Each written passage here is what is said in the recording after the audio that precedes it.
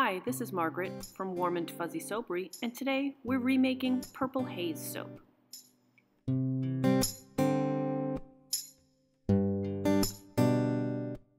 This soap is scented with white sage and lavender, and the description of the scent notes reads like this. White sage and lavender fragrance oil is a camphoraceous blend of herbs, lavender, and aromatic woods. Sage, rosemary, and chamomile awaken the earthiness of lavender, while hints of sandalwood and cedar in the base are reinforced by clove, lavandin, and cedarwood essential oil. This clean herbal scent summons an apothecary atmosphere in your soap. White sage and lavender transforms your bath into a beautiful, calming place. Well, that was certainly a mouthful. Regardless of what the scent notes say, Purple Haze is one of the best sellers in our shop. We call this soap Purple Haze because lavender is purple and we name most of our soaps after songs, so Purple Haze seemed like a natural fit. We're changing the design this time. The plan is to separate the batter into 3 equal portions and just use purples, 3 different purples. The micas that we're using are from Mad Micas. I do have a link to Mad Micas down below in the description. As I'm mixing the colors together, I'm thinking that they're a little too close together in color. And so I'm going to add some titanium dioxide to this one and make it a little bit lighter.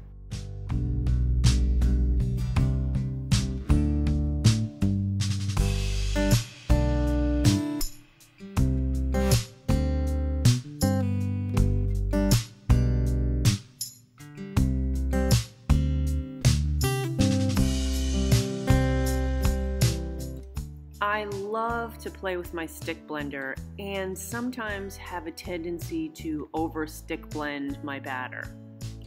I do have to be careful with white sage and lavender because lavender is a floral and florals sometimes accelerate.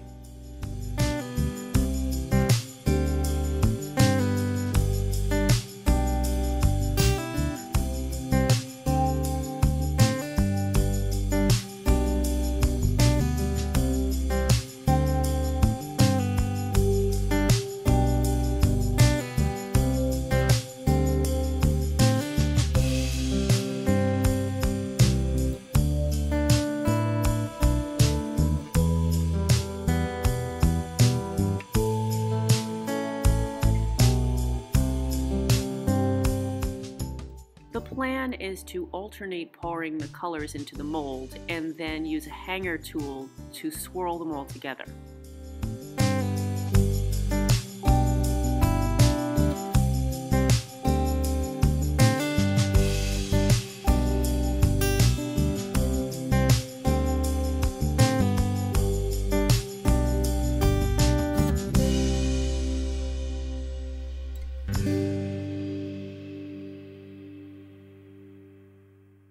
Sometimes purple micas can morph colors a little bit, and you can see that the lighter colors are starting to look a little bit gray, but they do turn back the next day.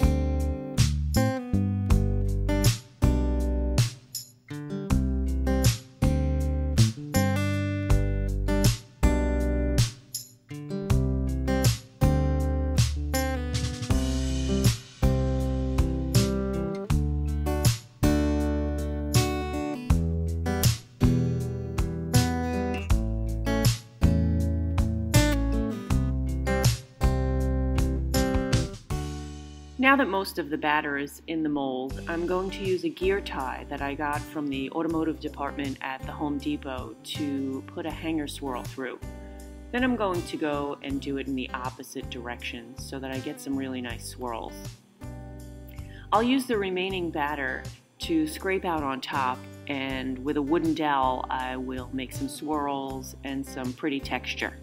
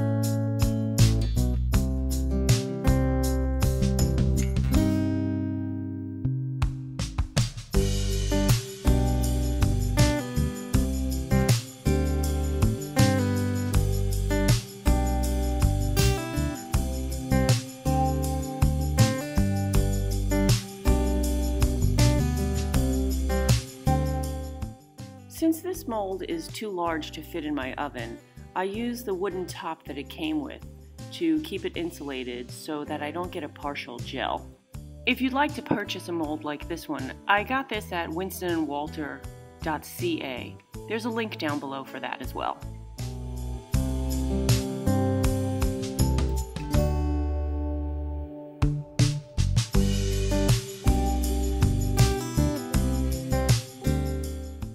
One of the best features of this mold is the silicone liner.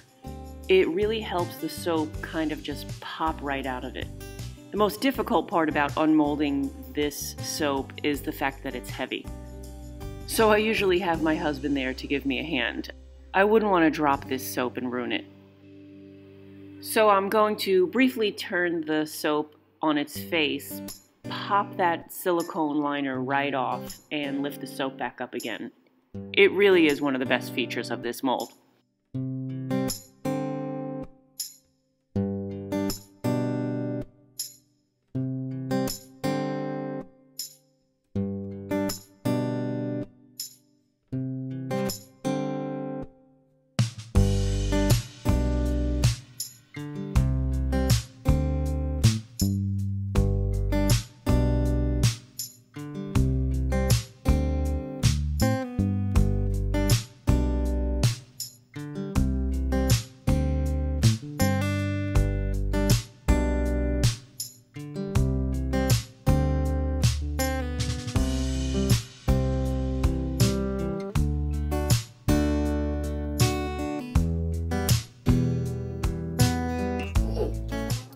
Here I am beveling the edges of this soap.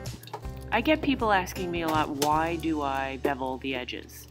Well, I do it for two reasons. Mostly because it makes the soap look more finished and professional. The second reason that I bevel the edges of the soap is that the corners are very pointy, and I think it just makes a more comfortable bar of soap to hold in your hand.